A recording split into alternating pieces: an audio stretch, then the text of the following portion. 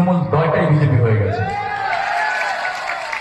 70টা MLA ছিল বিজেপির 2006 ভোটের আগে, 2026 ভোটের আগে। কোনদিন আপনি দেখেছেন তৃণমূল নেতৃত্বকে বিজেপিকে নিয়ে বেশি কথা বলতে? একজনের পিছনে পড়েছিল, নওশাদ সিদ্দিকী সাহেব। তার মানে বিজেপি ওদের শত্রু নয়। বিজেপি আসলে আসুক, হয় আমরা থাকি নয় বিজেপি আসুক, কিন্তু কাকে শেষ করতে হবে? মাননীয় নওশাদ সিদ্দিকী সাহেব। এক নওশাদ সিদ্দিকী সাহেবের পিছন ধরতে গিয়ে পুরো পিছনটাই ফাঁকা হয়ে গেছে। আগামী দিনে জানতো যে এই ভাঙড় বিধানসভা থেকেই তৃণমূলের জন্মটা জানেন তো?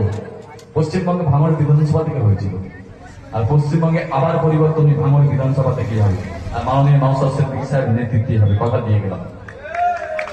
এই সাম্প্রদায়িক শক্তি বেশি দিন থাকবে না। আজকে যারা বলছে, যারা হিন্দুদের প্রতি ভালোবাসা দেখাচ্ছে, হিন্দুদের প্রতি হিন্দুদের জন্য বলছে, আজকে দেখুন তাদের কার্যকলাপ হিন্দু মুসলিম দেখছে না। আমরা মানতাম, আমি সেই সমস্ত হিন্দু ভাইদের বলবো, আপনারা বিবেচনা করবেন যারা আজকে বিজেপির সঙ্গে আছেন, যে হ্যাঁ শুধুমাত্র মুসলিমদের উপর মুসলিম বিরোধী কার্যকলাপ করছে, আমরা মেনে নিতাম যে হ্যাঁ এটা হিন্দুদের সরকার মুসলিমদের উপর মুসলিমদের বিরুদ্ধে কথা বলছে। আপনারা দেখুন যখন বুলডোজার চলছে তখন কিন্তু হিন্দু মুসলিম দেখছে না। কি হলো? কুরবানির সময় হ্যাঁ আমরা 100 বার সংবিধানকে মানি, আমরা 100 বার আইনকে মানি, আমরা ভারতীয় এবং ভারতীয় সংবিধানকে, আমরা ভারতীয় আইনকে মেনে নিয়ে চলবো।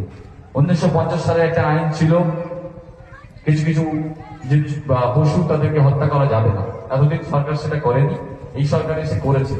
কিন্তু আলটিমেট সেটা করতে গেল কি, মুসলিম সমাজকে কুরবানি করাতে যাবে না, করাতে দেবে না। আপনাদের কুরবানি আটকেছে? আটকায়নি তো। কিন্তু সবচেয়ে বেশি প্রতিরোধ কারা করেছে বলুন তো?